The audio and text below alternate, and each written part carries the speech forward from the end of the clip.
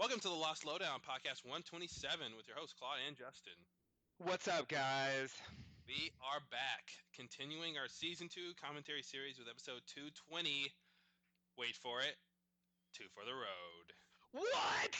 The fans go wild. Oh my god! Back where we started. Back where it all began. Full circle, where it all began, for better or for worse. We are now 8 years out from the original LLD number 1. And, The year was 2006, and two young podcasters decided to embark on a journey they thought might end someday. little did they know it never would. You might say they were two for the road. Wow! How very apropos. I know. It's almost like we planned that out, but we didn't. We didn't. That was not rehearsed. Excellent. You know what that is? That's 8 years of professional podcasting. I was thinking it. I'm glad you said it. Yeah, It's true. this is what we get. This is all we get after all of our effort. That's what people say about Lost Lowdown: relentless professionalism. That should be our tagline. Exactly. It's relentless. It doesn't stop, even when Yeah, it's like all right, let up now. so unprofessional, You're guys. too professional. No, I can't take this much. no, It's giving me a headache. just a bit much. The baby can't sleep. There's too much professionalism for the baby. It's higher than the recommended daily dosage of professionalism. But the good news is, guys, much like vitamin C, you cannot overdose on professionalism. That's true. That's true. Take as much as you want, kids. As much as you want. 2,000% a day. That's fine. Just take like 10 of those. It's no problem. Yep. You might turn orange, but hey, Hey, you won't die. if you're not dead, it doesn't matter. So we're back. Like we said, to where it all started. This is. I don't even know if I fully understand the weight of this point in our lives that we're here again. I think it's not even really hitting me. Yeah. Yeah, no, I agree. Because I I remember agree. going, "Hey, you want a podcast about Lost?" And I'm like, "Eh." I'm not a big into podcasting. First it's like, what's a podcast? Yeah. Yeah. Then I was like, oh, that? I guess. Well, maybe we'll do a couple episodes. Maybe we'll do a season. Maybe, but us two, we never stick to anything for any length of time, a significant length of time. So sure, let's start it and then drop it until the next show comes on or till whatever else happens. Yeah. Yeah. No, that was very reasonable to think. I thought the same thing. It's really strange to think about like how innocuous that those early days were. And it wasn't a big commitment because it was the end. This is episode 20. Like there's only a few more episodes left in the season. Mhm. And if we could have stopped there, we really could have. Yep. Maybe we should have. Perhaps we should have. Indeed, I think that's very much an open question. Yep. But but yeah, something pulled us back. I mean, it was the ending of the season was pretty cool. I think that definitely pulled us in, and season 3 could not shake us off, no matter how hard it tried. It tried very hard. It tried really very hard. It really did. I don't know how we maintained, but I clung to the smallest hint of an interesting mystery in those days. Mhm. Like, oh, what did Pickett say this week?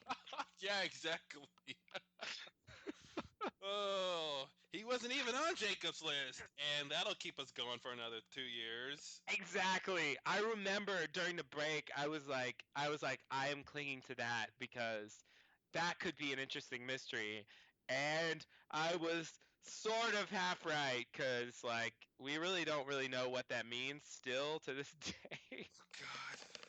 But the Jacob plotline mattered, even if Pickett's comment didn't.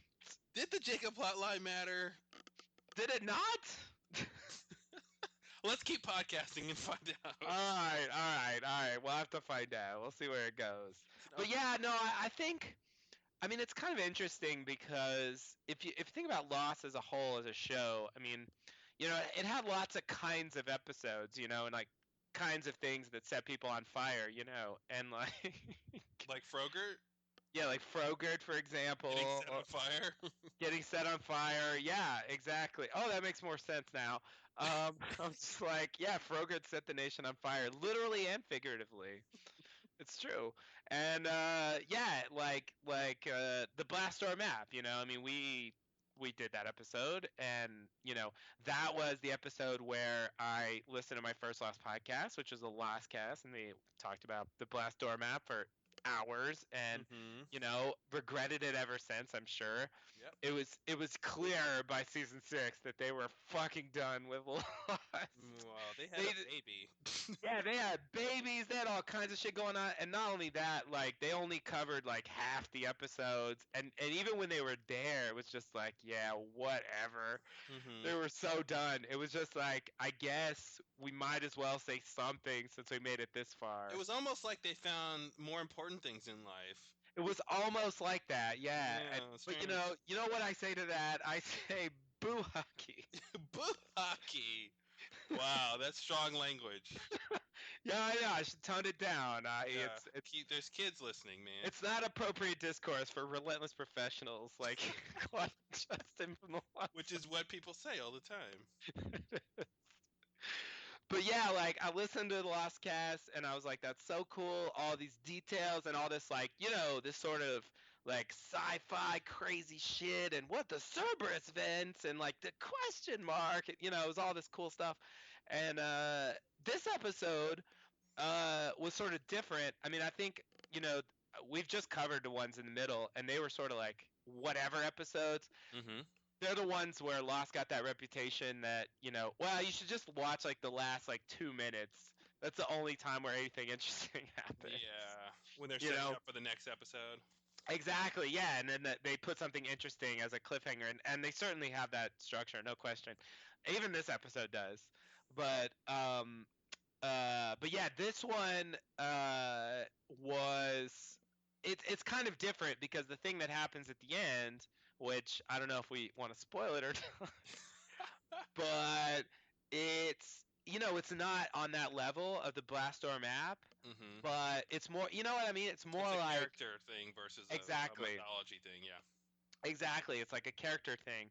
Now, of course, my mind was going wild, like when it first happened. I was like, "Oh my God, did they brainwash Michael? Like, is he one of the others now? Mm-hmm. Like I was just imagining all sorts of crazy scenarios. Like they implanted something in his brain. Something like what happened on Battlestar Galactica with the Cylons. Where they would just like go off and like shoot someone. Like out of their control. Yeah. Like because we didn't know, right? We didn't know shit about the others at this point. Like the others were just this crazy group like doing stuff, and we knew that they had access to certain things, but we didn't know the extent of that. We didn't know like what they were really capable of, and also like what they wanted. And so like it seemed plausible. And so my mind was but like if we had known like what Lost is like in general as a show, and also what the others are and stuff, then like the explanation for what Michael did should have been clear. Yep. Because it seems so obvious in retrospect. What would his reasoning be? Like the obvious thing, right? Like the others have Walt, and they told him that he has to do this to get him back. Like, yeah, of course that would be the reason he would do it. Mm-hmm. But I was trying to make it crazy. I was trying to make it this, this weird, either sci-fi or supernatural kind of thing. Well, the possibilities they seemed very open. Yeah, exactly. But like in retrospect, when I think about this episode, now it really is just a character moment. I mean, it's basically the character defining moment for Michael. Yeah. Like he never recovers from the character damning moment. Yeah, exactly. Yeah, damning is a better word because he never recovers from this. In season 6, he's still talking about this. Yep. You know, and he's exiled himself or whatever we're supposed to believe because of this. And so, you know, it is a huge moment for his character, and it does serve a plot function, no question. But like overall, it's not that big of an episode really in the Mhm. grand scheme of things, you know? Like it's more like just kind of a basic progression of the plot episode. It's just like for Michael it's a huge thing. Mhm. Yeah, I mean it's a huge thing for for the characters because it's one of the first times someone in their own group has harmed them. You know, someone Yeah, the conflict has been external, the others of that's the true. island, and now it's like, okay, well, here's someone, one of the main people that for some reason the others have even corrupted him. So that leads to bigger questions of, well, who's safe and who can, who can you trust, and it, it's pretty shocking when two of these people are set off on the road. So, Yeah. um, Wow, way to work in the title. Very nice. I'll do it as many times as I can. Um, yeah, it's so. But anyway, in general, yeah, it's been interesting to come full circle back to Two for the Road, where the Lost Lowdown all started, and so, the last podcast we mentioned, Vince, one of our longtime listeners, put together a little highlight reel of sorts of our first podcast, LLD number one, Two for the Road. So hopefully you guys have checked that out to get a little sense of what our original podcast was like, and I listened to it myself, and I gotta say, man, it was pretty entertaining. I think Yeah. we had something there. Yeah. I was laughing. Yeah. No, I see what Vicky H saw Yes, the original LLD fan. in those early days. Cause yeah, no, I like it was shorter. Obviously, we are if we're known for anything besides professionalism, we're known for the length of the Hmm. podcast. That's really one of the ways in which we stand out. And I would say that it's definitely shorter, and also like we're also pretty informal. I mean, we sort of had the thing of where we go scene by scene, but we didn't really do segments. If you listen to other podcasts that are bigger, like Jay and Jack, or generally speaking, or a transmission or something, they actually have like theme music. They have segments. They talk about news. They have all this shit, you know. And even Lostcast did that too, and so that's why that was we were taking our cues from that. It was sort of like you have to do a podcast like that. So we did segments, you know. Yeah. It's kind of weird to hear because later on, obviously, even I think even within season 2 we stopped doing that. Hmm. But very quickly, we got around to our format. But it's you can see that it's the early days because we haven't quite found the formula. Yeah. But The all the formula, like ingredients how to are make there. a podcast as long as possible. Exactly. Yeah. Exactly. Yeah, we didn't go scene by scene. We just talked about the episode in general, like particular things that Yeah, were we interesting. would we would have our list of questions and then just kind of pose the questions and then discuss. Yeah. Yeah, exactly. But I do think we had the basic ingredients that made the podcast what it was. Like you can hear, we already have all these, ridiculous segues and banter and you know, real theorizing with the show mixed in with just, random stuff. Hmm. Like it's definitely I enjoy listening to it. I think when I'm that far removed from it's more entertaining. Like when we just make it, I hate listening to it. Yeah. Yeah. But years later, it's like it brings back memories because I remember editing that thing. I remember listening to those parts like over and over again Hmm. because like editing in those days was really hard. So Yeah, man, I can't believe it's been about 8 years since then. So it's crazy. It's crazy. it's To ridiculous. like come back to this after all that time because my perspective like it's really I mean for example, like the Michael Apted series of documentaries, like 7 Up, 14 Up, 21 Up, et cetera, et cetera. Roger Ebert said this is like one of the greatest I'm going somewhere with this, guys. Roger Ebert said this is one of the greatest documentary series of all time because it sort of shows how, it really encompasses like someone's life. You get to see how these lives progress, like over a huge period of time, and that's like something that movies usually can't do. Mm-hmm. Because you start with them as kids, and they're all the way up to like 50 something at this point, Yeah, it's crazy. and they keep going back, and they remind you, of like where they've been over the years, and I feel like.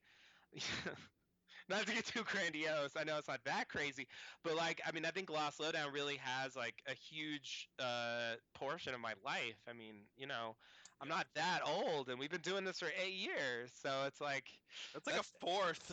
it's That's a like a lot. fourth. Oh wow! I put math on it and it got scary. Exactly. Like that's how long. Yeah, I mean, it's weird when you put numbers down like that, and it's like a lot of shit has happened during that time period. I mean, Mm-hmm. I've been in multiple different cities since then, and various uh, life progression things, and so it's weird to look back and think about how we were back then. I mean, not only that, but just in terms of like how I watched things back then was different. Mm-hmm. Like my Mm-hmm. perspective on TV has changed. I've watched so much more. I've become so much more like accustomed to television.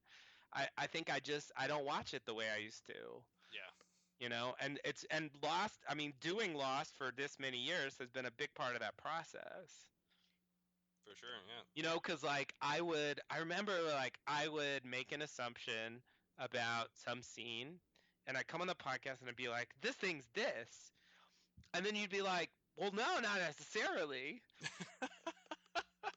It could Yeah. it could be this thing.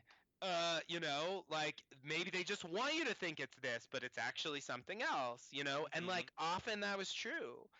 And then I started to realize like the sort of ways that television has of manipulating the audience, and now like I can see it, and I think I'm more savvy about that when I watch newer TV shows. I can see where they want us to think this, but it definitely could be something else because that's one of the tricks that TV likes to pull. Yeah.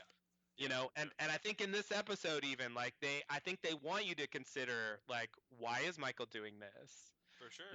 And they want you to think about those possibilities, even while holding back the answer that it's kind of the obvious answer, Mm-hmm. the straightforward answer, if you will. Yeah.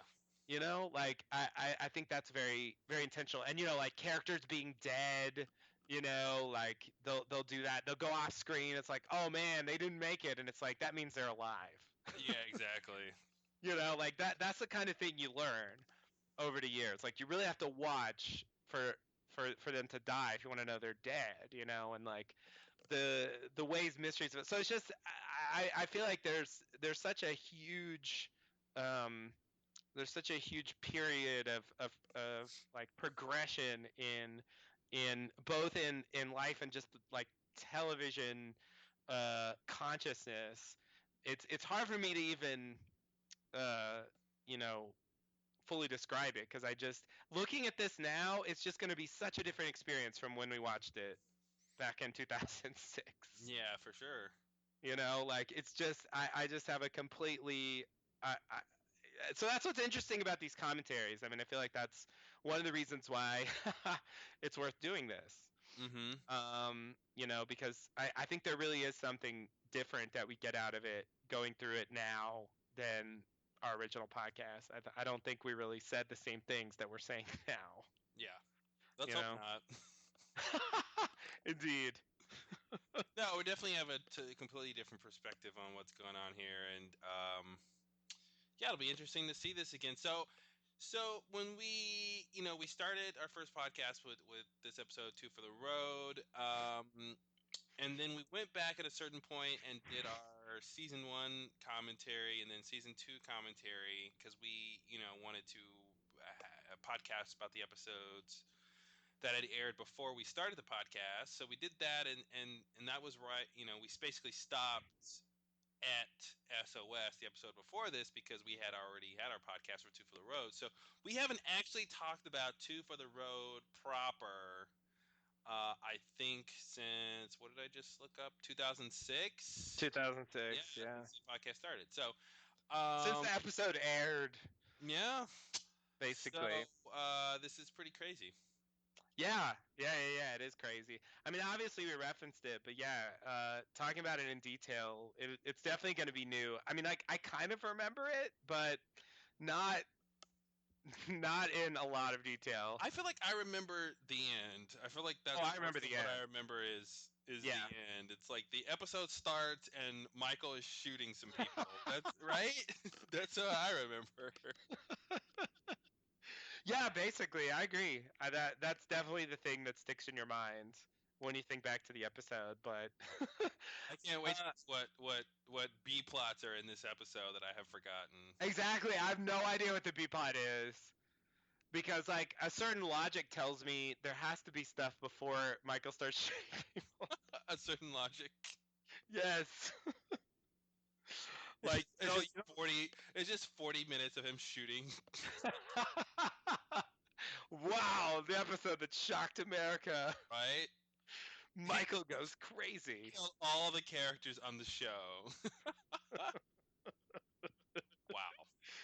Yeah, that definitely would have blown America's mind at that point. So this is gonna be fun. I mean, we're coming back to where we started, and it's gonna be interesting to continue the commentary series at this point, and cover this stuff again. I am definitely looking forward to Question Mark and the season 2 finale that's gonna come up, and so. Oh yeah. Not looking forward to that first half of season 3, but it's been so long. I'm hope there's other interesting things about it than the boring stuff I remember. So Mm-hmm. Yeah. No, I think we'll be able to get through those, but yeah, that's definitely the roughest part of Lost. I think most people agree on that at this point. yeah, Because like even when the show like gets bad later on, I think it's still entertaining, even though it's got like problems. mm-hmm. Whereas I think there were times in season 3 where it was just boring, and that's a different kind of problem. When the biggest mystery is how did Kate's wrist get bruised? It's like, Oh my god. it's a bit much. Exactly. People still talk about that. I swear. That that baffles me. What people? What people do There's you know are people. still talking about this? People. There's people, man. There's people. No, I've seen them on the Lost forum, which I still read from time to time. God help me. There's people that will still say Kate's I wrist, can't see that and for 'em. something happened with her wrist. that was a good segue. Hey, I still got it. I still got it. Wow.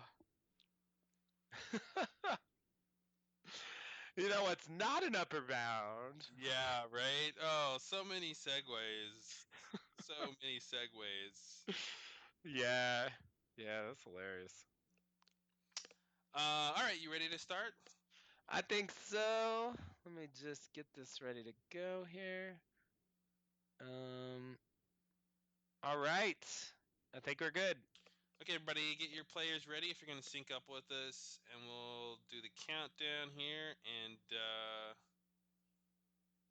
embark on the road. Okay, here we go. 5, 4, 3, 2, 1.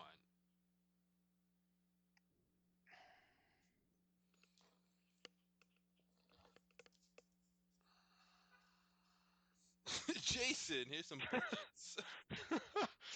Remember Jason? One gun, one bullet. Classic speech. Classic speech. And we all know it. I feel like that's Yep. like her version of that. It's the sequel, yeah. I'm gonna cross it. Yeah, I'm gonna cross it.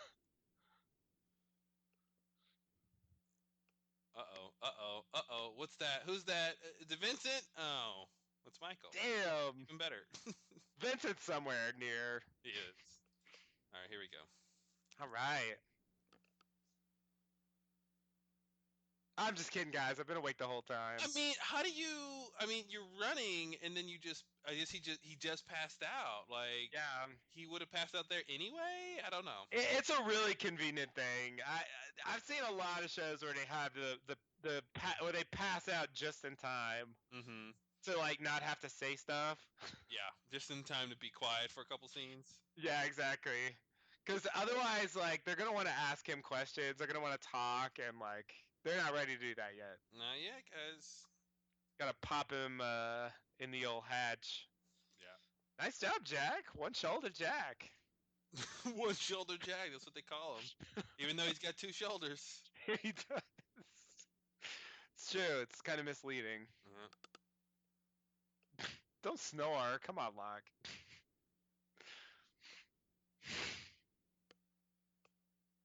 that's a weird place for a flashback. Yeah, that was a bit awkward. That cut. Yeah. So here's Like- downtown LA.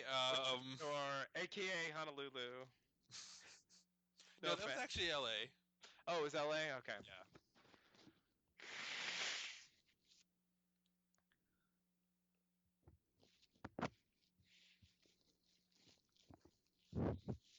So here's Ana Lucia's famous mother from Total Recall, as we all remember her. All right. Famous part.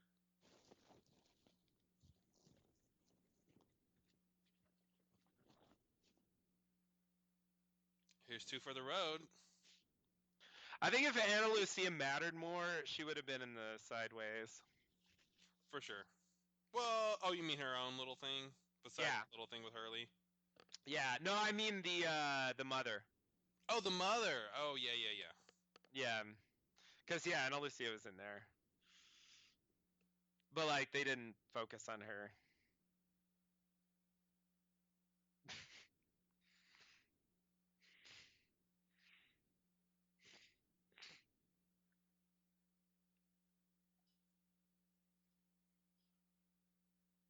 That's really good exposition, mother.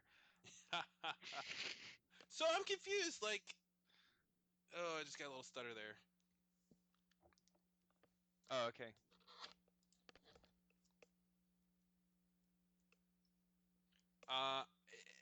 Couldn't they just? Did she use her police gun? Like, cause they can do forensics on the bullets and figure out where the gun, who's got. I would assume she got another gun to do it. Okay.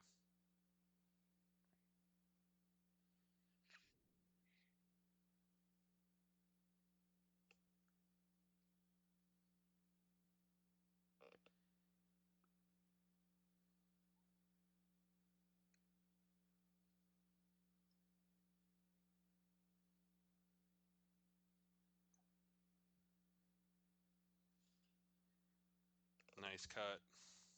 Yeah. That's better than the first one. Want some mangoes?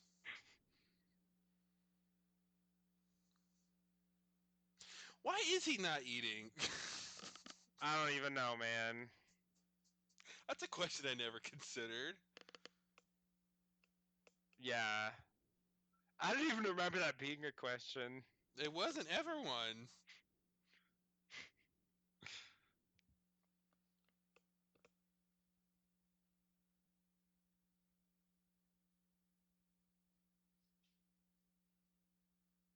Oh, he likes to talk. Mm-hmm.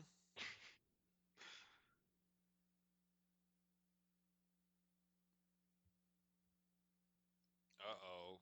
Uh-oh. That's a bad sign.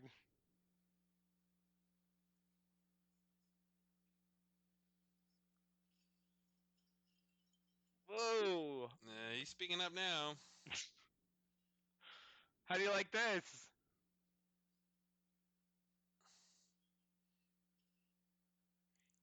Leaving him alone? Leaving you alone? That's kind of bullshit. Ana Lucia. Oh, man. Classic. There's your promo, ABC. Yeah. Like, that's kind of crazy. Like, I just... What? That's for the. I mean, that's obviously just for the audience, right? To say that. Yeah, Because he's got to pretend like he's innocent still. right. Yeah, because like I yeah, like people who are leaving you alone. Are you kidding me? Yeah, if you infiltrated their Yeah, groups. we all saw the other 48 days. Like, come on, Yeah. guys. They were not being left alone. Like, that's absurd. And then you're the Ben. You murdered everyone in Dharma. Like, it's just Yeah. like, where does he get That's a off with tough one. that? That's a tough one. It's like the moralizing of the others is just ridiculous sometimes. And I thought that was going somewhere actually, but not really. But I think the thing that bothered me most later on about that was Oh, shut up! Christian's on screen. all right, can't talk over Christian.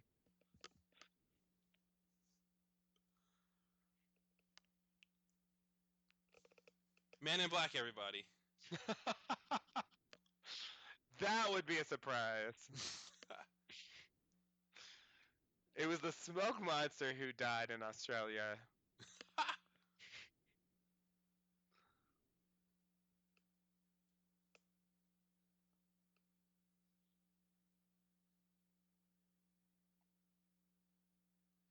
Man, he's really good at those like meaningful sighs.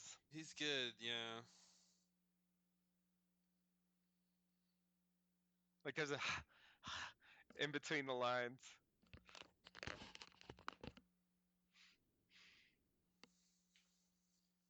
He'll drink to everything. Yeah, I'd drink to anything you He's say. gonna drink no matter what. Go fuck yourself. I'll drink to that. Yep.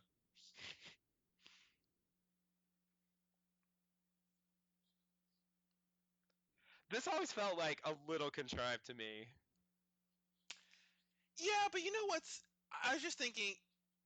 Christian's one of the few people I think can get away with that. He can get away with asking a complete stranger, "Want to come with me to Australia?" and they consider it. Yeah. No, I agree. I agree. That's why it works. That's why it's not a disaster, but it's Yeah. like it's sort of like very convenient and like let's get these But characters. it's still she's obviously in a bad place. She, Yeah.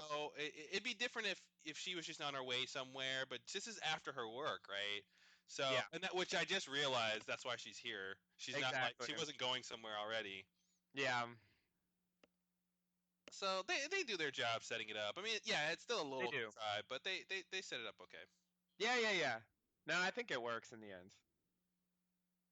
And then Um, here's like a pre retcon, yeah. like they're doing their work here to make sure like there's no problems later. Yeah, that's a good point. I didn't even think about that, but that is a big reason why.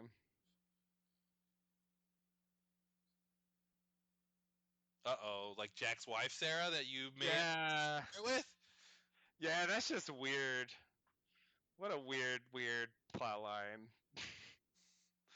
I don't know why they had to do that.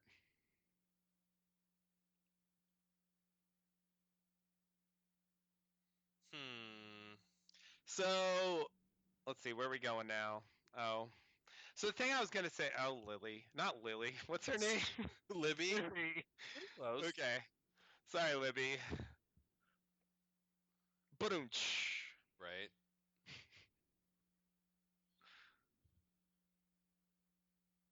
I like your first answer better. No, I think the thing that bothered me about that is that I don't think that Ben had any way of knowing that it was Ana Lucia who killed Goodwin. Yeah. Well, but I don't. Yeah. He is. He. See, I always want to assume he's not mentioning like he's talking about her past when he says that, but he is also talking about Goodwin. So Yeah. yeah. Because they're Yeah. trying to tie it back to the flashback, right? No, you're right. You're right. I mean, he does know about her past because they had the files and stuff. Yeah. So he can at least be talking about that. But like, he was, yeah. But it's like whatever. I mean, at this point, we don't really know what he could know. So what is their plan here? Like, Who's they're playing? just gonna keep him like Mm-hmm. captive until what? Until forever, until Michael shoots some people. Oh, I guess they're trying to wait for Mike, but they don't even know where he is. Yeah. Do they even know the others have him? They No. just know he ran off. Yeah. Well, he's back now, but Uh-oh. uh-oh. Oh, I think you do. Because I was trapped in the hatch. It wasn't the time to Mhm. escape. Yeah. Oh, he's such a good liar. Yep. He's like, bam, perfect opportunity. Now, God, this is why the commentary is great. Because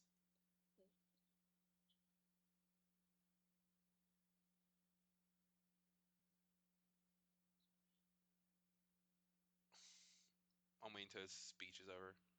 Yeah.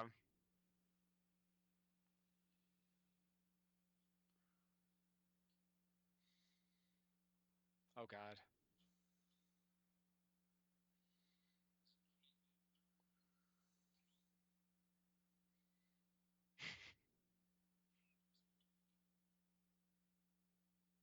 Hmm.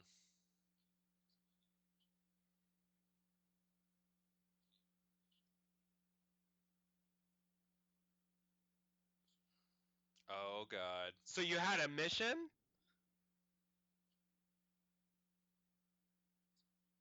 Oh, I think you know. Wait for it.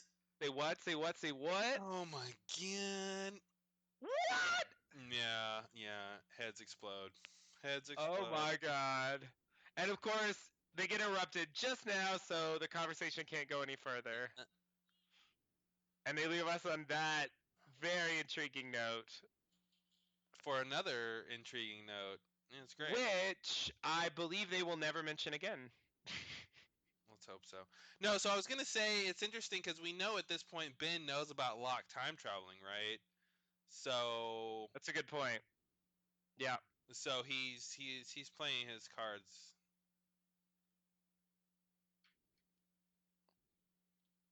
Yeah. And that created a whole thing. Yeah. I wish that part of the story were a little better developed, but there's something there. But I think we can safely say at this point he didn't come there for Locke. Mm-hmm.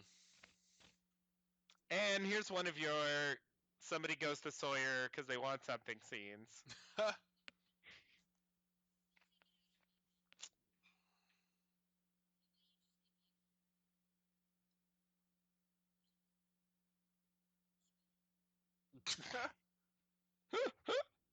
when he said when he said get, I was like, oh Yeah, he God, told her Billy to get. Sawyer, He told her to get. get, Come on now, get. get. It's like get what? Yeah, exactly. Like it makes no sense as an imperative. Like get, okay.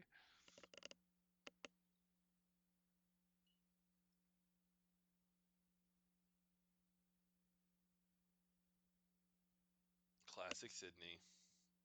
Yeah.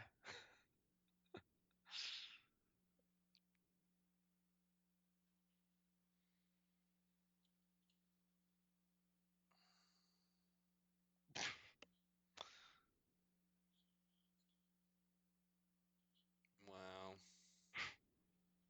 This stuff with it's Christian's just great. I don't know why. I think it. Well, I do know why. It's because he's sad. He's a sad, tragic character, and I love tragic characters. Yeah. This whole thing is just. It's interesting on a character level what he's doing here. Yeah. It's tragic, and I think the actor gives it this weight Mm-hmm.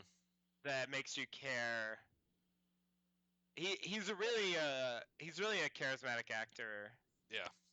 I think that's one of the reasons why he was a good person to be the smoke monster for a while. Yeah, for sure.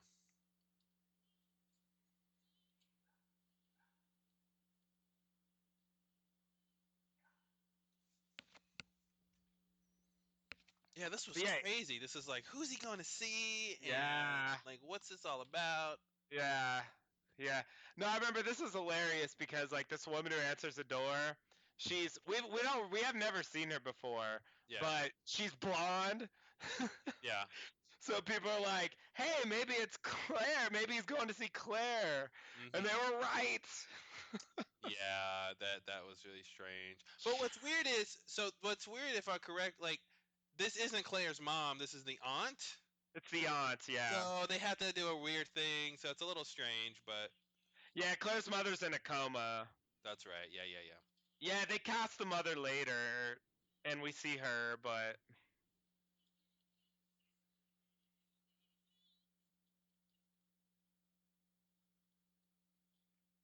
it's also weird that Christian thought he needed protection for this. I mean, I guess it's more protecting them from him. I think exactly that's exactly what she did, right? Like he was about Yeah, to just barge in because he was so drunk that yeah, he had to get up the drink to get up the courage to go, but he knew it was gonna make him go too far. That's what yeah, I mean. That's the extra level of interesting writing you get from Lost is the way they set up that situation had these extra little details that were pretty interesting. yeah. So now we get the scene with the curly haired guys. Oh, I remember this. Look at Where that he's guy in the like, background picking up mangoes like he's doing something. Look at you smell it. Oh, there's a mango.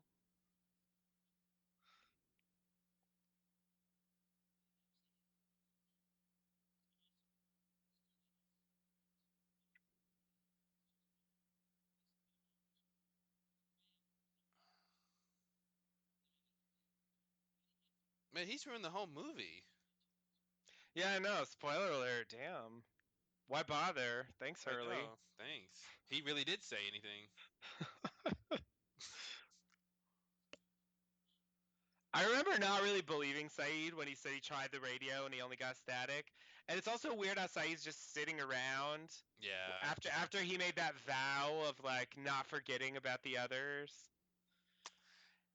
I thought it was a little strange. He told Hurley about a beautiful beach 3 kilometers away. Is not all the beach beautiful here? Like, Yeah. is there a bad beach spot around? I don't know. Yeah, I would think the only function it serves is that it's away from the others, so you have some privacy. Yeah. Well, and so you're far away if something bad happens. Yeah, that helps.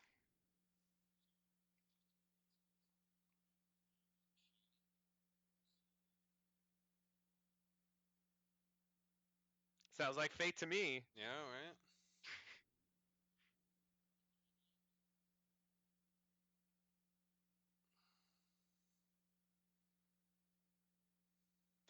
Yeah, See, you know, Locke go should ahead. be telling Jack about a mission that he had.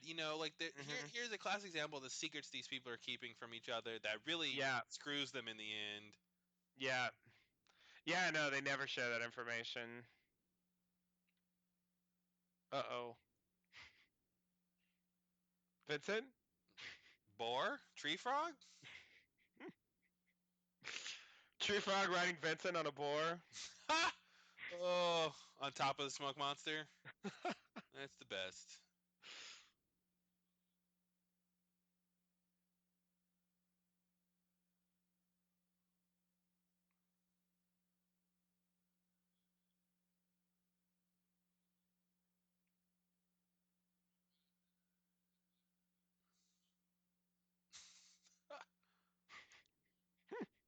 The metaphor kind of broke a thing in there, but Stash guns. actual guns was exactly the thing.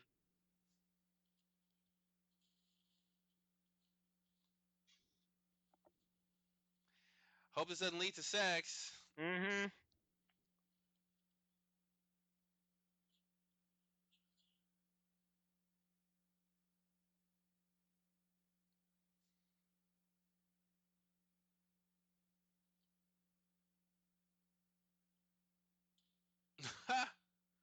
I'm gonna use you. Yeah, how about that?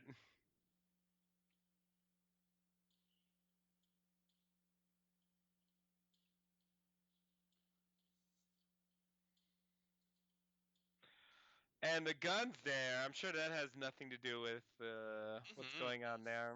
Nothing.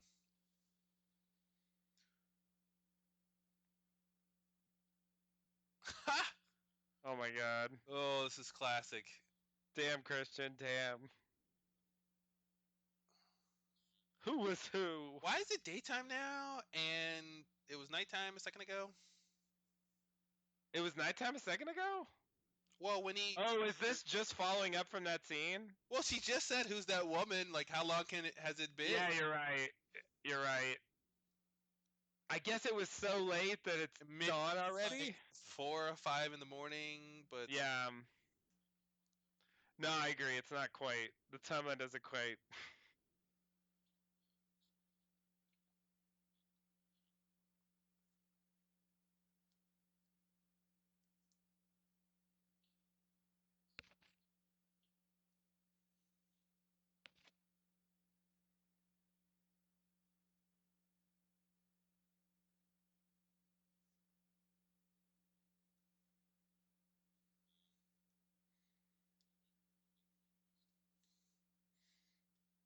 Fate or Jacob.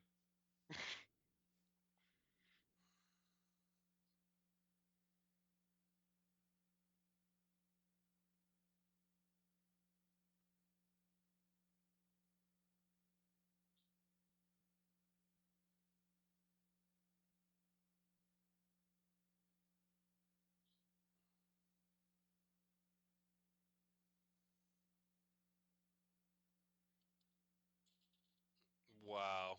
Oh. Wow. You know what the problem is? The problem is that they are in Australia, Mm-hmm. and so the driver's side is on the right, and they're sitting on the right. If Christian had been on the passenger side, then Sawyer could have been walking on the sidewalk, and it would have worked better. But well, maybe. But if this was maybe a one-way street, couldn't there be a sidewalk where he was? Yeah, it's true. They could have done that. But I feel like that's Or no, no, it doesn't even have to be a one-way street. Even if it's a two-way street, the left side of the car would be where the sidewalk is, right? Because he's driving on the left. They're driving on the left side of the road. oh. So I think that still Oh, that's works. right. Yeah, I think That's that still right. works. It's just That's weird that he right. was so close to the car, and Yeah. it just was awkward. But Okay, I see. Man, left and right is hard. left and right is hard. That's what kindergartners say. It doesn't get any easier, kids.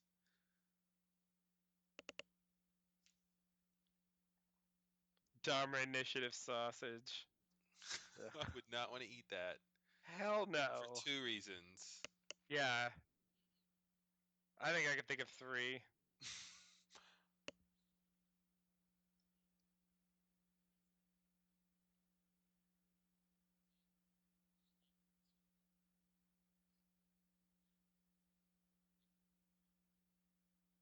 Boom, your turn.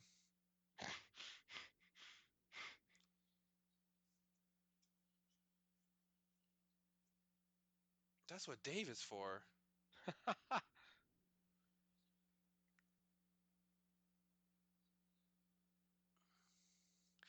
Is it really up to Hurley to take all the food for a picnic? I just thinking about that. Like, how much he was taking just for the two of them to enjoy. That's weird, I think. It's a bit. It was a lot. Like, you need that whole sausage? Yeah. I mean, they don't have, an infinite amount of food. Yeah, and they're not gonna sleep out there for like a week. Like You know. that was like a ton of shit. But yeah, whatever. I mean, is it the island somewhere? Mm-hmm.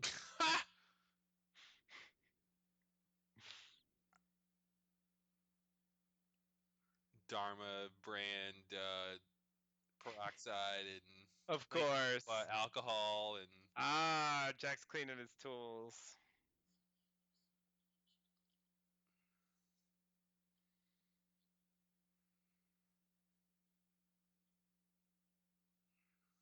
Mahoo? see why are they lying? Yeah, yeah, and Locke's gonna lie for like why? Yeah. Why, Locke? Why? God, they could have saved so much bullshit if they Hmm. just. Oh God. That's like being selfish, and he doesn't want anyone to hear about his destiny but him, and he's he it's just so bad. Yeah.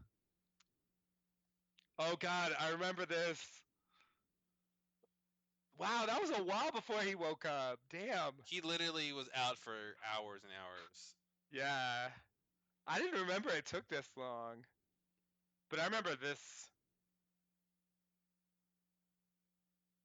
I found him.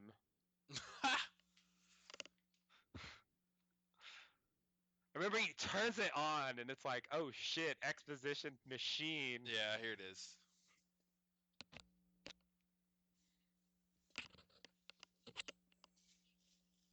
It's like they weren't ready for this until now. Saw one, what? Mm-hmm.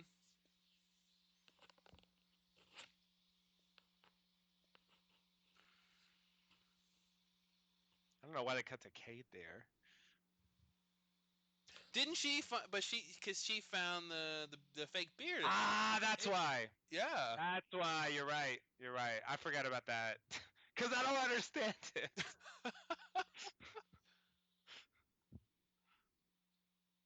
But yeah, you're totally right. Kate's like, wait a minute, that doesn't add up. Mm-hmm. He shook his head no. Did you see Walt? Please say no. Yeah, he did. He said no. That's really weird. He could have just said yeah. Mm-hmm. That's what our original problem was with this whole setup here. Is he could have lied and said, "Yeah, Walt is here. He's in Yeah. the guard somewhere. We need to go get him." But he said no. Yeah. It could be a fetch. Did you ever consider that, Michael? Two guards, two guns. Like it's like two is all I saw, but they could have had a tent full of guns that Yeah. you didn't see.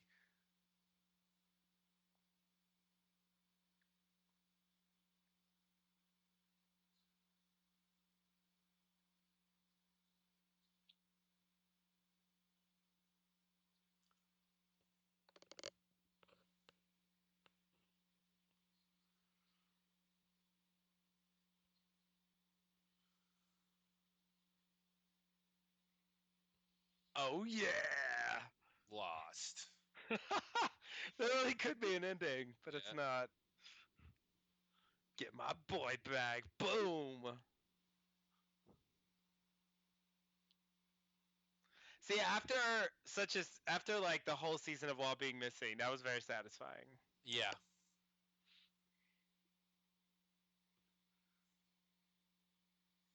I know, right?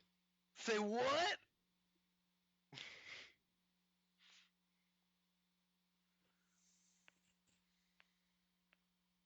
And see, Jack doesn't even know he attacked Ana Lucia, and he's still saying Mhm. this stuff. So what Yeah. if he had known about that? Yeah. I don't understand why they have to hide that from Jack.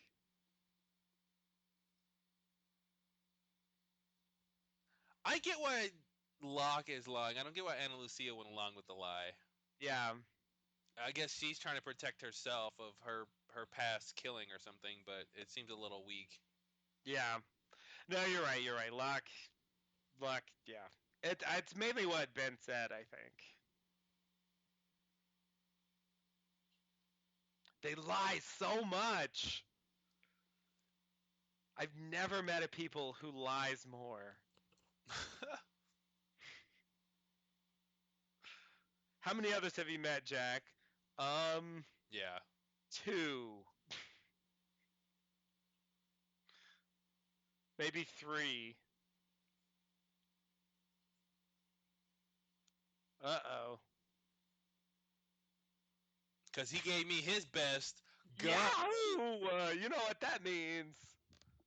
Hubba hubba, right, Kate? Huh? But you know, yeah. All right. I think this is sort of flimsy, like the idea that she. No, I guess not. I mean, I guess the way the others antagonized her group.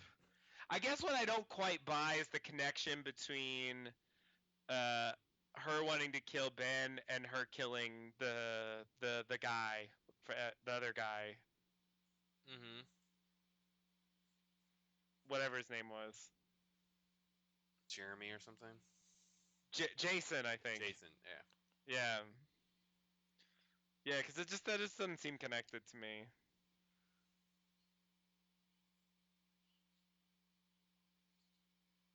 Oh, this is hilarious. Like, you didn't see Jin when I he walked remember out that. there? I remember that. That was oh my god. There's Jin. What?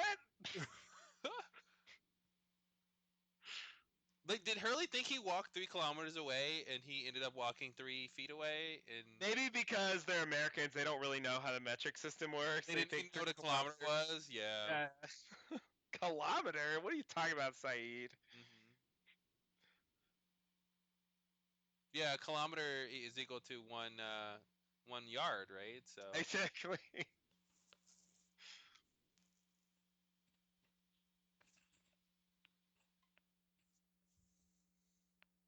Uh-oh, you want a face, don't you? Great moment. She's great, those awkward moments. She's great. Yep, totally. Even if that never. Oh God, Jin. I was there the whole time. He's scraping fishes. Bad twin. You reading the manuscript of Bad Shit, Twin? Batman. Yes. Oh my God, I remember this. I was like, damn, Jack, damn.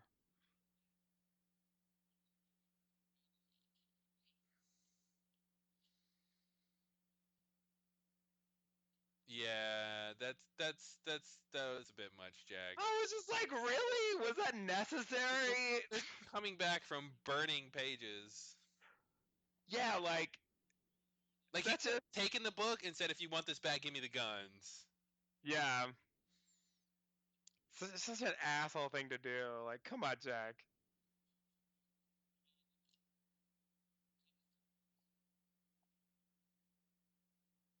Why did he just say, Michael's back. We have an emergency. We need the guns. Yeah. It's really weird that he didn't notice the gun wasn't there until Yeah. just then. Cause when he put his clothes back on, he should have been like, "Oh, I gotta put my gun back. Oh wait, where is Exactly. it?" But then that scene wouldn't work the I same way. lost it. Oh my God. Something. Oh, by the way, Classic. I have a piece of information that now suddenly seems relevant. Yeah. So this is That what was weird, because she's gonna try to make it seem like he's escaping and she kills him, right? Like, that's Mhm. her gambit here. Yeah. Then that's gonna play into what Michael does. It's Exactly. a weird little thing they do here. Yeah.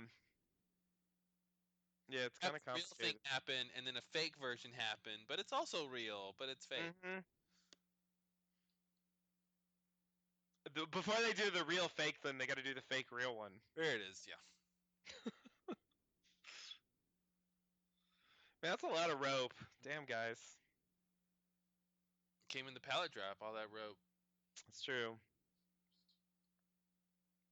Yeah, here's the good one lines.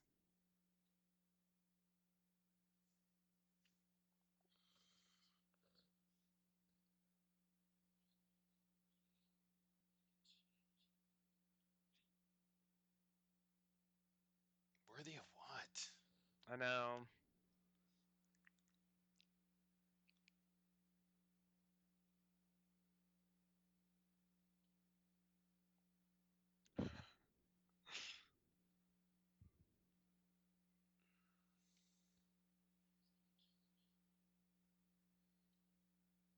Oh, I remember this.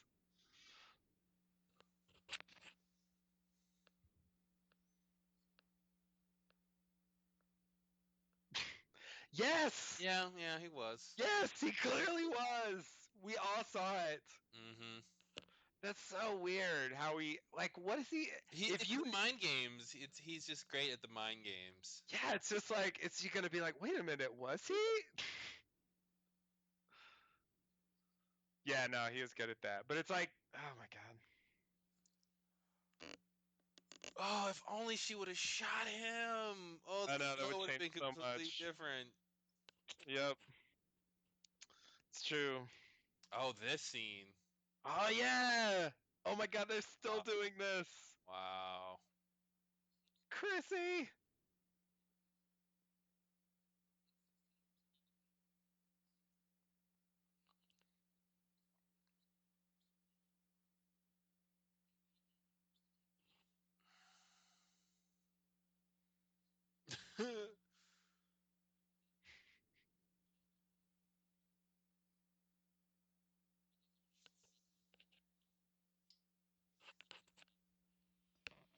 Matthew Fox. Matthew Fox, ladies and gentlemen. Let the Emmys roll in. He's so good at those faces, man.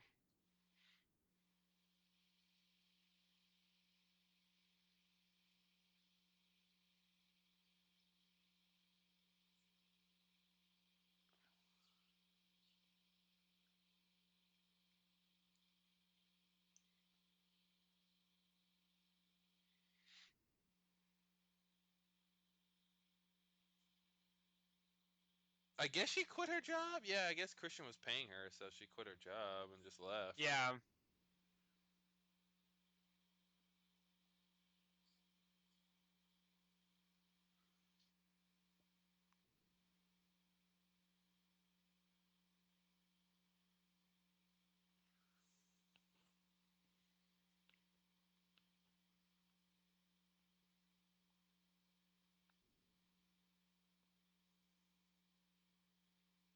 That shot makes me think like someone else is there.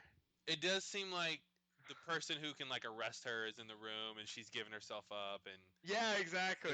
recorded, and It was a close up of her face, which made me think it would reveal that Yeah. someone else was in the room, but that wasn't what they're doing. no. It's weird.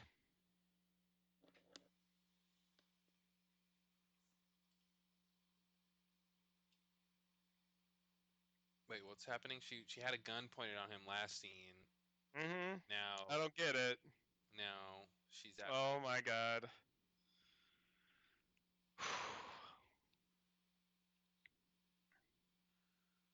Sawyer. Who's that?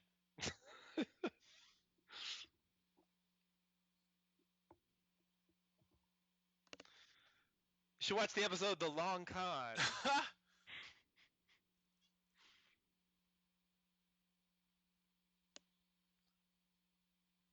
This is my one gun, one bullet gun.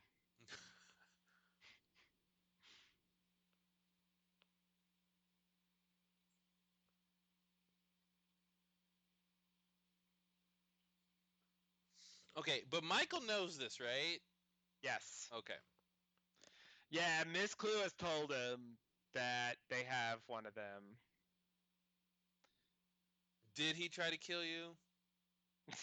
Yeah, exactly. I feel like Ben would be like, "Did I?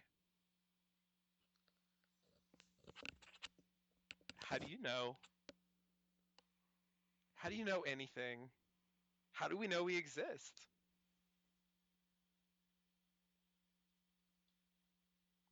And this is where you get another like purgatory idea. Like a character makes a breakthrough Mm-hmm. and sort of resolve some of their internal issues, and then, well, then they don't have to be in purgatory anymore. Yeah. She can't do what anymore? She can't keep killing people, I guess. I think I asked this question on LLD1. Like, what she can't keep doing anymore. But I assume it means killing people to resolve her problems? Like, that's all I got.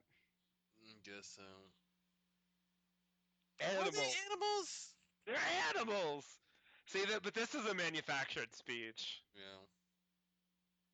Because he really... He improvises the plan of how to get Ben out. They told him to get Ben out and also to bring Jack and Sawyer and so on. But...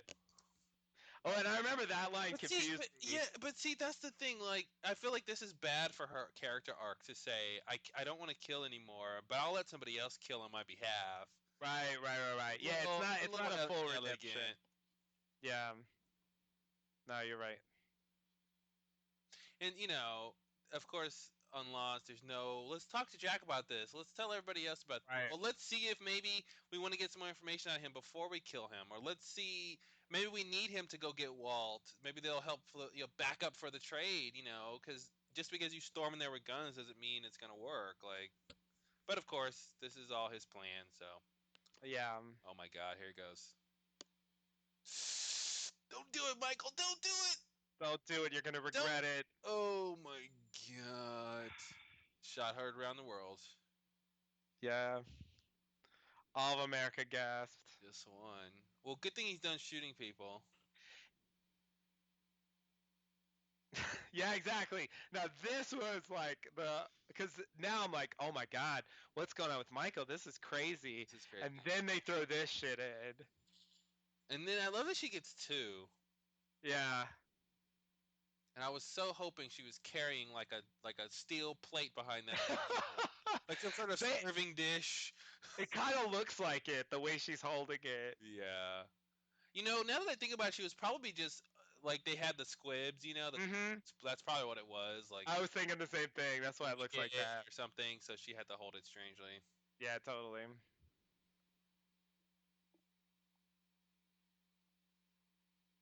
And she didn't even know Michael was there, so she was. I think she was surprised that A, Michael's there, and B, he just killed her. Yeah, totally. Yeah, no, she had no idea what was going on. Now he's gonna kill him too. Yeah, Michael's out for revenge. Yeah, he's gonna kill anyone who stands in his way. Watch out. And then you're like, huh? Yeah. Huh? What now? And that for a hot second, I was like, did he just kill himself? It did seem like it. Like, wow. Yeah, no. I mean, you're gonna want a podcast about that episode, Hell yes. Hell yes. But no, you're right. I think you're right about the arc being a bit like tarnished by the fact that she's like, okay, Michael, you can kill him. Mm-hmm. But I think it's kind of interesting how the focus of the episode switches in that scene, because the episode's about Ana Lucia. Yeah. And then in that scene, the focus switches to Michael, and they have this long close up of him, and suddenly, like, it's his story. Mm-hmm. Yeah, and it's interesting, just that the parallel between her backstory and her decision, to run away or from the mistake that she thinks she made, and then to be like, I want to come home, mommy, and then in the present, it's kind of like, that same idea of like she wants to be done with, almost like she's saying, I'm tired of just existing, I'm tired of being on this island, I'm tired of being in this purgatory. And she wants to come home. She wants it to be over, and he gives her that. It's crazy. Exactly.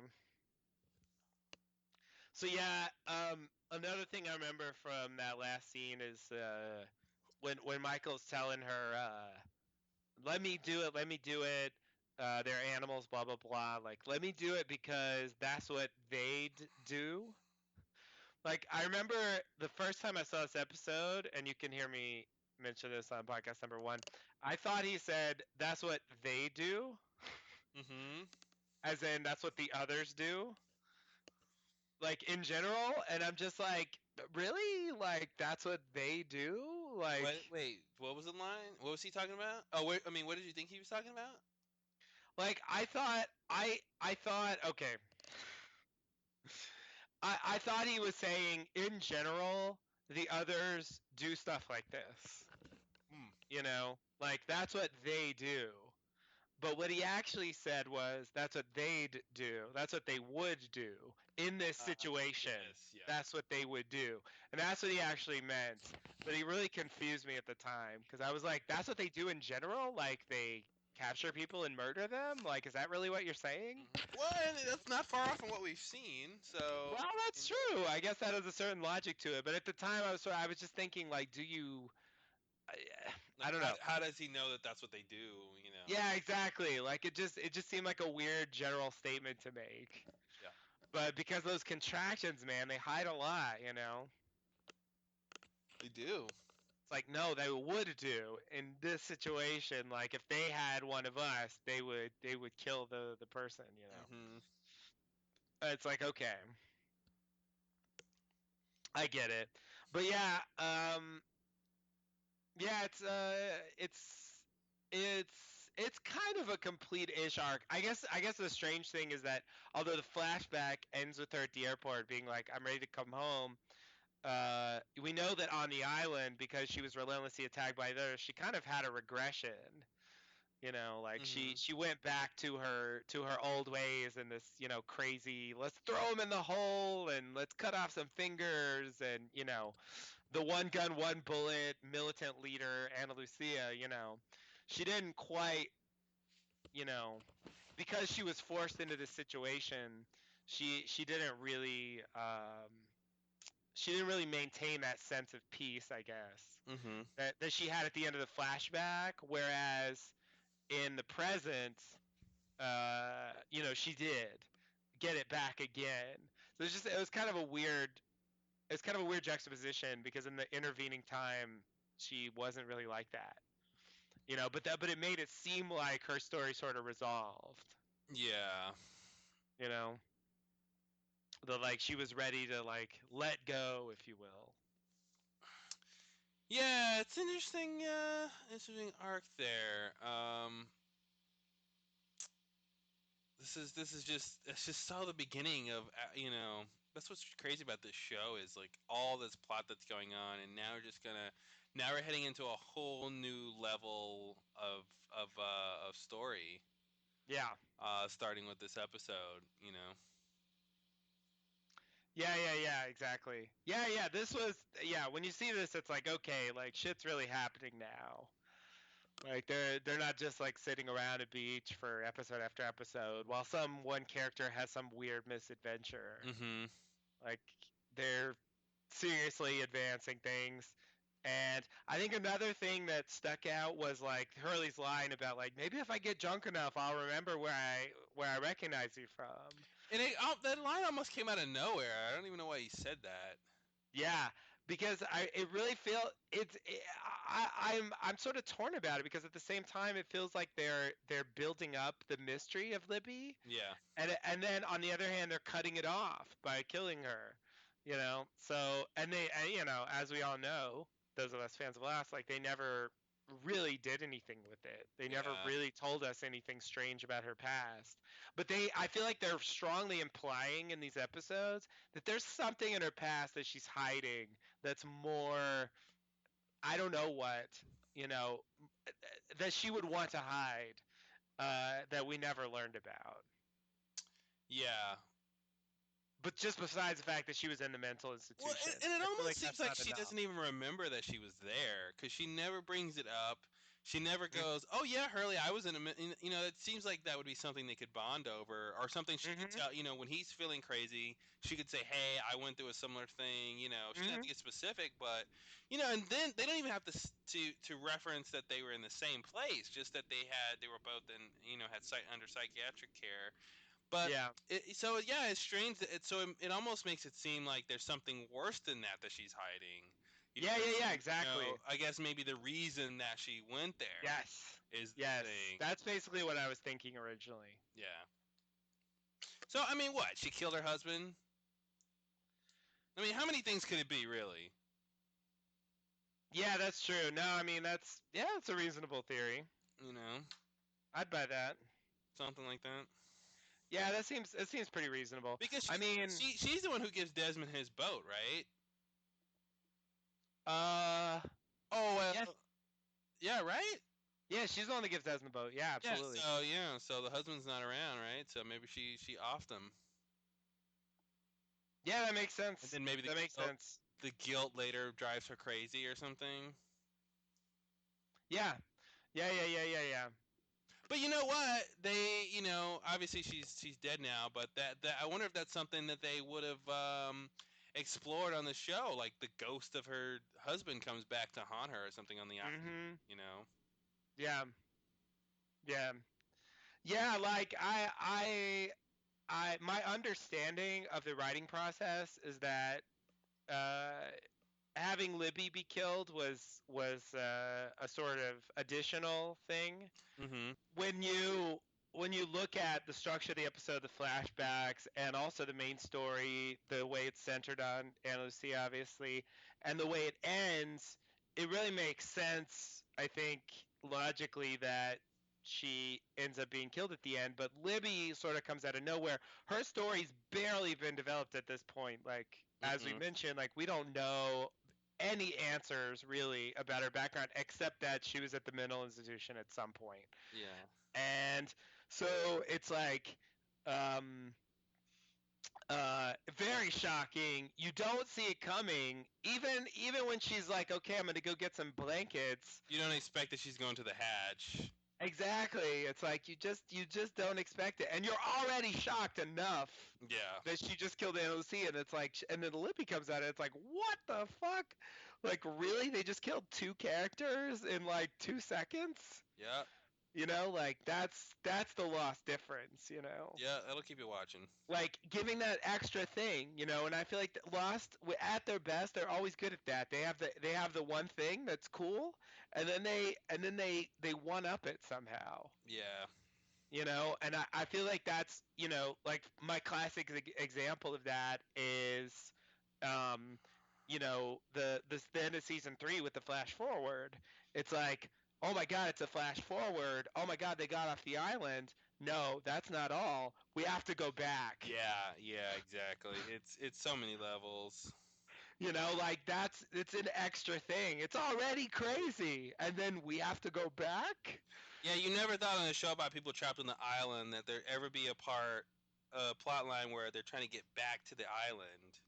Exactly. It's crazy to even think Imagine about. Gilligan's Island. They get off. Well, we gotta go back. We have to go back to the island. What? Yeah. Like, yeah, exactly. It was, and I feel like that's the best moments of Lost have that quality where it's just like it takes this thing that's already cool and somehow increases it. Yeah. And it's just like it adds this extra thing, and so that's how I feel about this scene. And it's also cool because this is not a season finale. This isn't even this episode before the season finale. We got like 2 more episodes before this, so it's like it doesn't have any reason to be a spectacular episode, but like it's extremely dramatic, like that stuff at the end was really well done. Yeah. Yeah, no, it's a great ending. Yeah, I mean, overall, it's a good episode. There's a lot of little things going on. Yeah. And Christian he's always great when he's on screen. absolutely. Yeah, and he's like, I think in this episode he does his best drunken pathetic Christian thing, cuz I feel like we knew that he um I mean, we knew that he had alcoholism problems from previous episodes, but I feel like we never really saw him being this pathetic. He usually seemed like he was in control of himself. Yeah. But he actually like hires someone to hold him back because he knows he's gonna like lose control and not be able to stop himself from doing something stupid.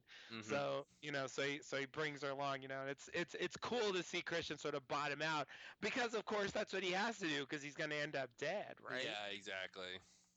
So it's like, we kind of get to see like some of his final days and fill in those gaps that we never had before, which is I think a cool bonus for the Ana Lucia flashback because it ends up being not just about Ana Lucia. Mm-hmm. You know, it's about both of them and like their separate reasons for wanting to go to Sydney and the way Christian ends up just drowning there while Ana Lucia says no, I'm ready to go. Yeah, she decides that she's not going to go all the way down to the depths, with him and just drink and be pathetic together with him, Exactly. There's a clear moment, and of course I was just gonna say, if she had said yes, she would have met Sawyer in that bar. I was just gonna say that. As we all know, Sawyer's waiting in that bar, so yeah, and Christian's gonna encourage him to go kill that guy who's not really Sawyer. Yep. Good stuff. Good stuff. It is. The crossovers were pretty cool in these days. Obviously, when they stopped doing flashbacks, they kind of stopped doing crossovers. So But, I'm looking at the Lostpedia site page or two for the road, and I never noticed this or knew this. The police cars in that shot, that first shot of the police station that we were talking hmm about in LA, the cars have the numbers on them. Oh, really? Yeah. I didn't I see don't that. see 8, but 23, 16, 15. I see 42, and there's. I think they're all there. They're probably all there. I can't really tell in the other cars. But Of course, they love popping in those numbers. mhm. And what does I it mean? Nothing. nothing, zero. Wow. No, I think 8 is the one that you can just not see. I wonder if there's something that the writers were doing with the fact that like Sawyer, I guess he never gets to finish the end of Bat Twin. Yeah, he never gets to finish it. I wonder if that's saying something about the show. Getting the end of a show or getting the final answer or something, like hmm getting to see how it ends is. I wonder if they're trying to say something there. Yeah. Oh, you want to know how it ends, huh? Exactly. Burn it. Gonna It's in- burn that. I think another interesting thread in this episode that I hadn't remembered is the secret keeping of Locke and Ana Lucia Mhm. about Ben's attack. I guess by the end of the episode, although it occurs off screen, we can infer that Locke did finally tell Jack what happened. I was like, oh, I got something to tell you. Yeah, It was so kid with his hand in a candy jar thing. It was so. yeah. Oops. But by the time he tells him, of course, it doesn't really matter anymore. Yeah. It's kind of too late. Would think. I mean, not that you would think this. You've seen the show, but you would hope that this would teach Locke a lesson about lying. Yeah, that's true. Hey, like you shouldn't lie to people because you don't know who else might be planning something based on your lies, or Totally. your lie is helping somebody else do. And of course, he never learns that. But No, not at all. It doesn't make him question. And furthermore, I mean, I don't know if he's going to go this far, but like Ben saying he came there for him, mm-hmm. you know, after this thing with Michael, I feel like he should be questioning whether that was true or not. Yeah. Because I feel like a reasonable assumption, which is the one Saeed makes and what is true, is that they sent Michael there to break Ben out, and he said he was told nothing about Locke. Mm-hmm. And so I feel like that should make Locke question that. But the problem is that Locke, as what I have in my memory, and we'll see if it's true. I think it's true. Locke never mentions again the fact that Ben was coming there for him. I don't think it ever comes up. I don't think Ben mentions it either. I think they're just done with that. They threw it out there and they let you think about it, and the audience continued, I think, to try to interpret things that happen later in turn, bringing that into account. But it's kind of like the Help Me in Jacob's Cabin, where they throw it out there, but then no one discusses it again after the episode's over. Well, don't they have some more callbacks to this later with when Locke and Ben are butting heads in season 3? Isn't there some more about your special and all that stuff? Yeah. So I mean, they have that, and we, of course, as an audience, and it's probably intentional, like interpret it in the light of the fact that he said that. But what I'm saying is, I don't think on screen they ever actually acknowledge it again. They don't say, "You said you came for me, Ben," Oh, and he's yeah, like, yeah. "Yeah, I did say that, and I meant it," or "Yeah, I said Well, that, and I was lying." once you realize that he's not Henry Gale, then you kind of say, well, everything he was saying was probably a lie. Yeah. Yeah. Yeah. About the next level of that. Yeah. Yeah, exactly. But yeah, I do agree that like I think Locke looks silly, but the thing is like that behavior that he exhibits in this episode, like that's exactly the kind of thing that the Man in Black can exploit. Yep. The fact that he can tell him, he can give him secret missions, he can let all kinds of stuff happen to him, and Locke can be trusted to just not say anything to anybody about it. Yep. and just keep those that and then in that way no one else gets to be like, wait a minute, that doesn't make sense, or like, what, you did what now, who told Mm-hmm. what, so what. Yeah, people could talk him out of it. Yeah, if he had talked to somebody else about this stuff. Yeah, exactly, you saw who in a cabin and they said what. But he just doesn't say anything, and so it's like, he gets to continue to live in this weird enigmatic world where people can be convinced to follow him, even though he himself has no idea what he's doing. Exactly, and it's kind of like Ben. Even on the face value, Ben says, "I was coming for you, Locke." Locke should be like, "Why? For what? To do what? What's your Absolutely. end goal? Even if you want me, what is it for? To kill me? Okay, if it's not to kill me, Mhm. to do what? To take me with where you guys? I mean, like, it's he just doesn't seem to. I mean, he doesn't get time to ask those questions in this episode, but he That's doesn't true. even seem to be wary that it could be a bad answer why he's coming after him. But that's again, Locke is so needy that anyone who's Yeah, like, "I need you for something," he wants his ears prick up and he just loves it. So exactly. Like Saeed, if you told Saeed, I came for you, yeah, Saeed would ask those questions. yeah, But Locke is the kind of person where if you say he has a purpose and you say you need him for something, he's like he's that's all he he wants to hear. he's like, "Oh my god, that is exact how did you that's How did you know to get me exactly what I wanted? exact." And so he's so not inclined to question that. That's what's weird about Locke. He's so gullible. If you tell him the things that he wants to hear, he will totally follow you, without question. Without question. And so like that's the problem, like with the character. Like he's so desperate to have that purpose, and to Hmm. feel like he's important, you know.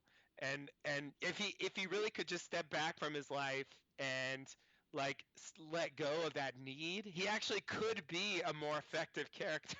Like Helen tried to get him to do. Yes, exactly. Exactly. I mean, I feel like in the end, he could have had a much bigger role in things that happen on the island. He could have found out so many more answers. The things he really wanted, he could have had if he could have let go of that desperate need to have this purpose and this destiny and stuff like that. Yeah. Well, when your mom tells you you're immaculately concepted, Yeah, I guess that'll warp your brain. it's a tough start, man. Woo, woo, hard to live up to that. Yeah. I don't really know what that's like, but I can only imagine. Yeah, no, exactly. And yeah, I think, but it's also, I mean, it's a well written character and it makes sense, but it's also like really frustrating for the viewer, I think, Mhm. to have characters that behave that way, because like you're like, God damn it, communicate, Exactly. you How know? hard is it to say, "Hey, he attacked me"? Yeah, exactly. Like, why did you? At the end, I feel like he's like, why did I even keep that a secret? Yeah, it You seems like he know? did go, "Whoa, maybe I should have spoke up about this. I don't know why I didn't." Yeah, exactly. Because as soon as he realizes like there could be a problem, which he should have known already from the fact that Ben attacked her, Mhm. he's like, oh shit, you know what? I think they could have solved a little bit of this problem if they would have said, if Jack or Saeed would have just kind of said at some point in the beginning, like, if Henry does one bad thing, he's gone, he's done, we're gonna kill him. And so, therefore, when Ana Lucia gets attacked, Hmm. Locke wants to cover it up because he doesn't want Henry just to be killed until he gets there. Right. Like that would have helped a little bit to explain why Yeah. it was imperative for Locke or why Locke felt the need to cover that up at this point. But without that, it just seems like, oops, I made a boo boo, Yeah, exactly. bad judgment call. Which is, yeah, which feels just kind of. Because really now two people are dead because of him. Hmm. Not that he'll ever take the blame, but Oh hell no, no one's ever gonna blame Locke for that. yeah. No, he's gonna be just fine while Michael's stuck whispering to people. He got the worst. He got the worst, I swear. He really did. He really did. Yeah, it's just sad.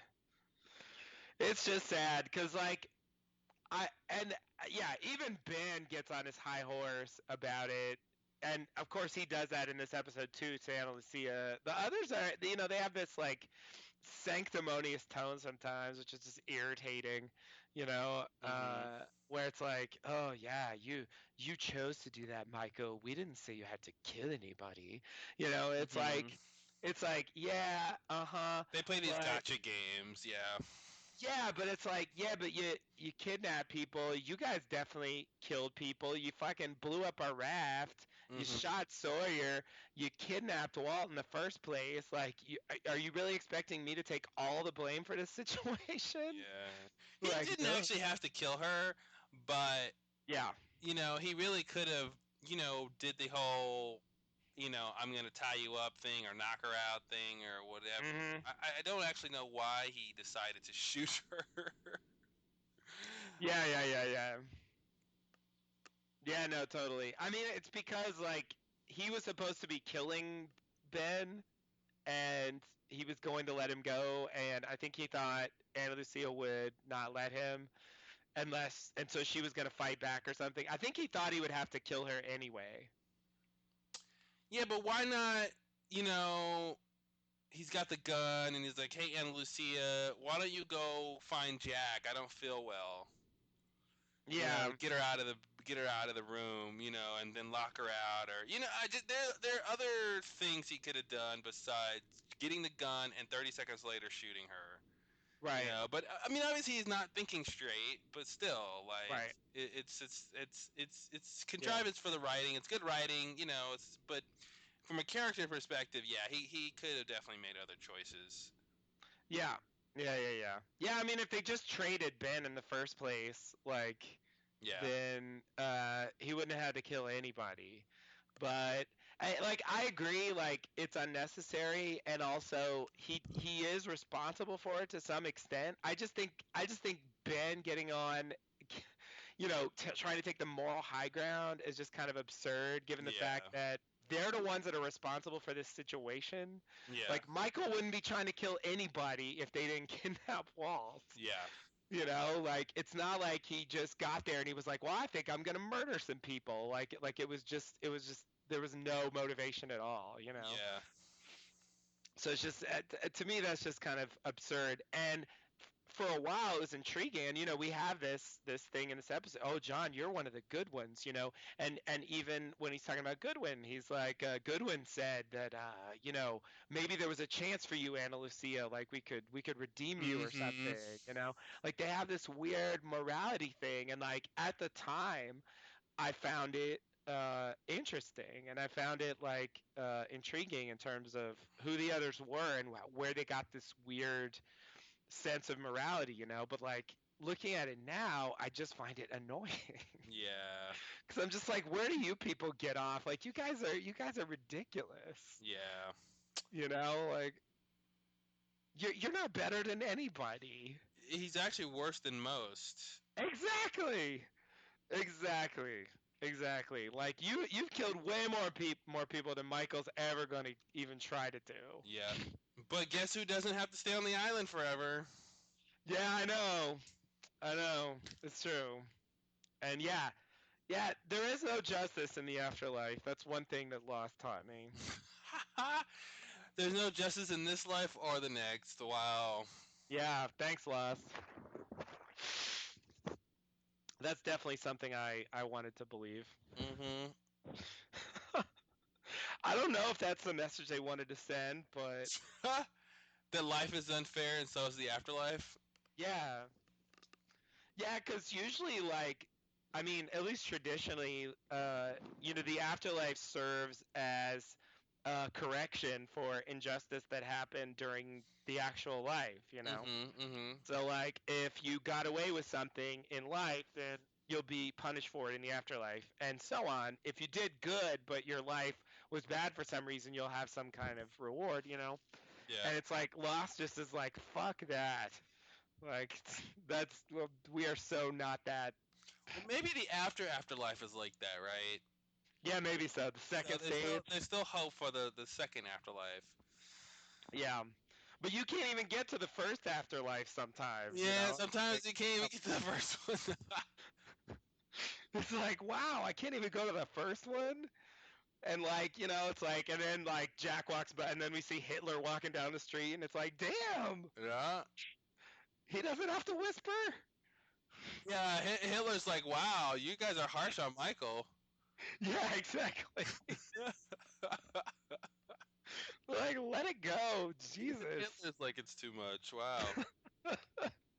Yeah, that's when you know there's a problem. He's Hitler. And he's Hitler. Exactly.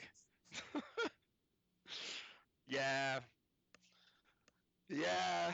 Oh my God. Oh, and the other thing I wanted to bring up is, of course, in this episode we also have the famous "Our leader is a great man." Oh yeah, I was like just thinking about that. Like, why does he feel the need to talk up this leader who is you? And but it's like, is he talking about Jacob or is he talking about himself?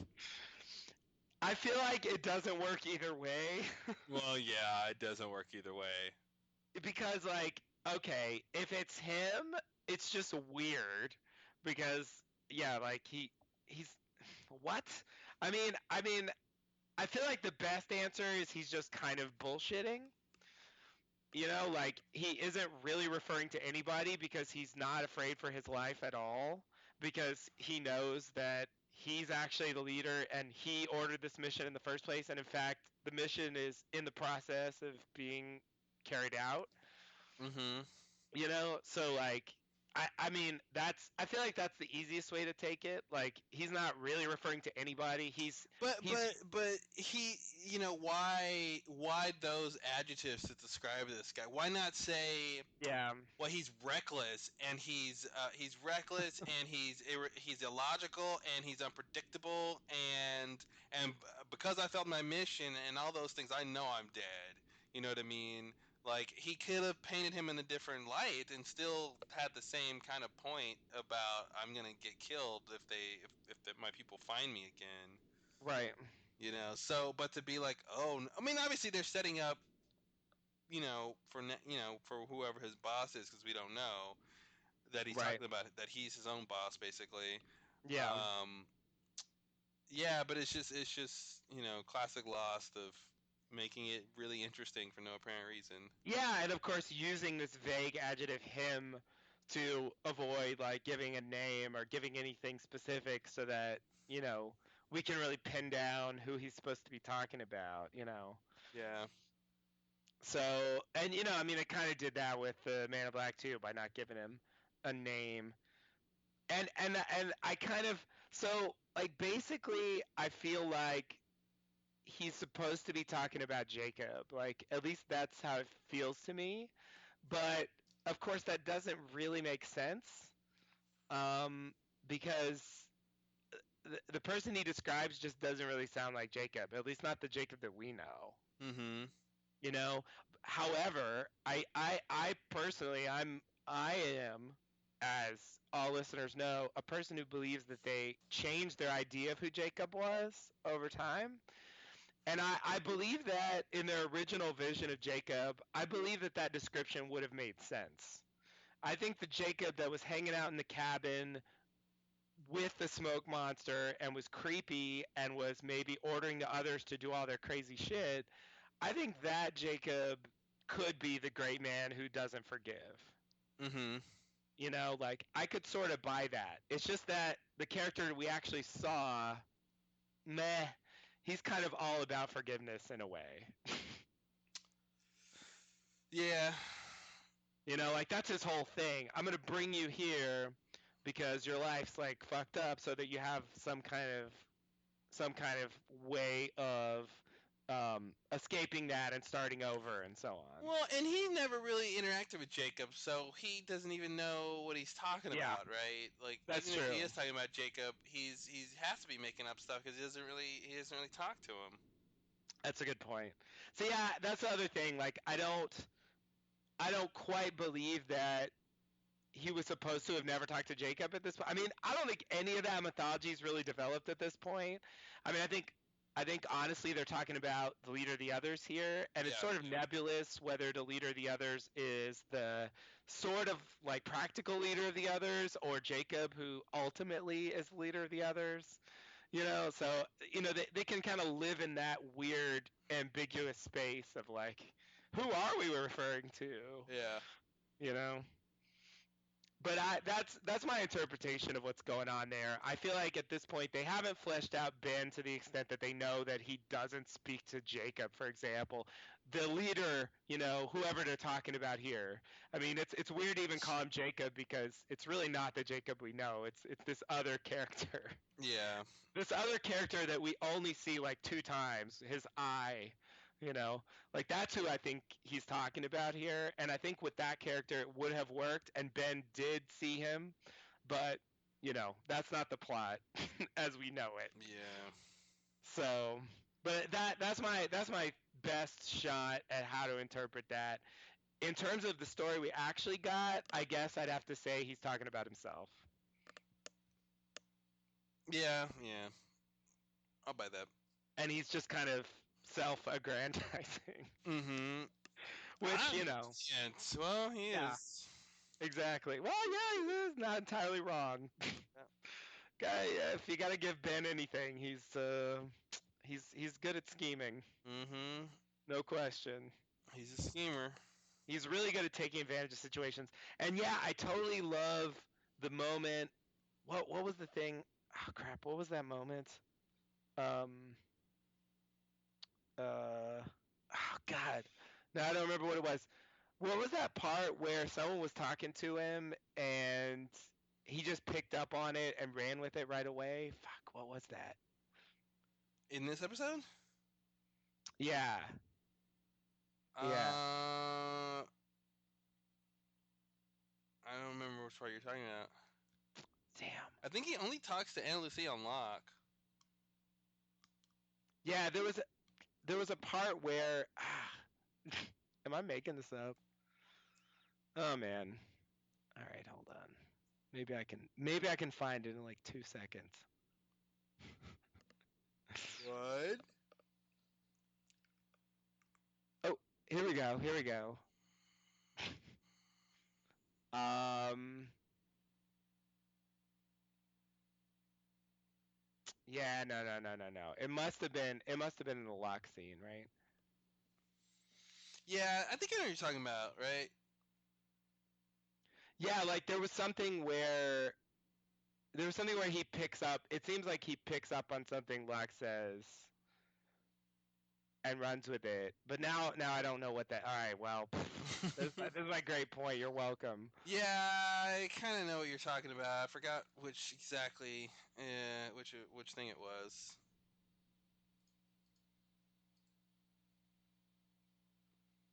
Was it the "I came for you" Lock thing? Like when he starts down on that road?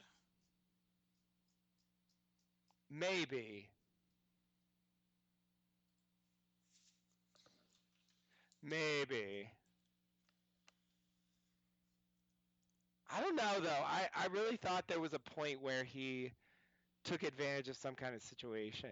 God, I can almost see it in my head, and I swear we just saw it, but like I can't find any evidence that it exists.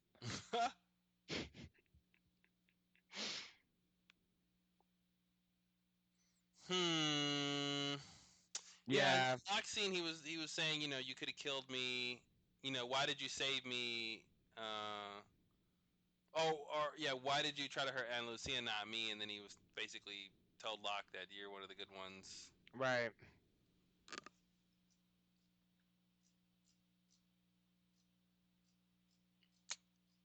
But yeah, Michael knows how to. Michael Emerson, but they, Maybe I'm just getting it confused with another episode. yeah, Because, like, oh, okay, like a classic example I remember in that scene with Saeed, like he totally picks up like what's going on with Saeed. The fact that the fact he's like, you lost someone too, mm-hmm, you know, and like he realizes what's motivating him, and then he uses that to exploit the situation to his advantage. I mean, that's not what I was thinking of. I don't think, but like he's very good at that as well, like improvising.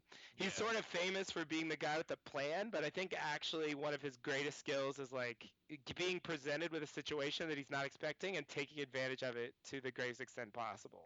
Yeah, like what he did with Aunt Lucia when she tries to bring him the food, and he just decides, I'm just gonna speak really quietly so she comes over to me.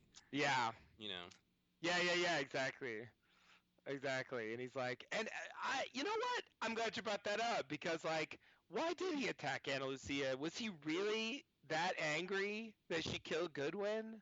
We know from season 4 that he actually wanted Goodwin to be killed. Well, At least, yeah, I think he was trying to make his escape. oh, you think he was trying to escape right there? Yeah, I think he was just trying to make his escape. You know, he saw a situation where he could, the door was open and he could knock her out potentially. But that's the thing, he didn't just try to knock her out. He was seeming like he was trying to kill her, but Yeah. I think he was trying to make his escape. Okay. I think that's the safest answer. Okay. So he was gonna choke her to death and then like run out of there, Yeah. like cut himself free and then run out. And that's all it was. Yeah. Okay. All right. Yeah, that's fair enough. That's a reasonable motive Mm-hmm. as far as reasons for choking people go. Listen, I've choked people for far less reasons. Yikes. They all deserved it. Don't worry. I'm sure they did. Yeah. You're the killer, Ana Lucia. Oh God. So great. Yeah. All right. Oh man. Anything else for our two for the road here? Uh. R.I.P. Ana Lucia and Libby. Yep. Yep. We will get to see a little bit more of Libby in the next episode, but Mhm. they are both effectively dead. It's true, And we all know why, right? and we all know why. Because they got DUIs. And DUIs, man. They got those DUIs, those actresses, and they said, "Listen, get our TV show now." You may not have a DUI and be on loss. That is Yep. clearly stated in your contract. That's like a DU no way. A DU don't. A DU? Oh no, you didn't. All right. Well, that's been fun coming back to this original episode here that we covered. It was. It was a good episode. It was a fun episode. It was interesting. And I totally see why we started. It definitely looks different now. And there's a lot of weird details that I still don't understand. It's kind of funny how like the things that I found, like there's a couple of classes of things. I mean, the things that I found most interesting at the time to like think about in terms of mysteries, either the answer is really simple and like should have been obvious at the time, or we still don't know. Yeah, pretty much. That's kind of crazy. Yeah, that's pretty much the way the show goes. But I guess that's the way mysteries go a lot of times. You look back and it's like, oh well, that should have been clear, Mm-hmm. you know. But at the time, you're just coming up with wild theories about what, you know what the larger story could be. Yeah. So yeah, it was cool. All I like- right. Well, we will be back with our next commentary episode. What's next? 3 minutes? Question mark.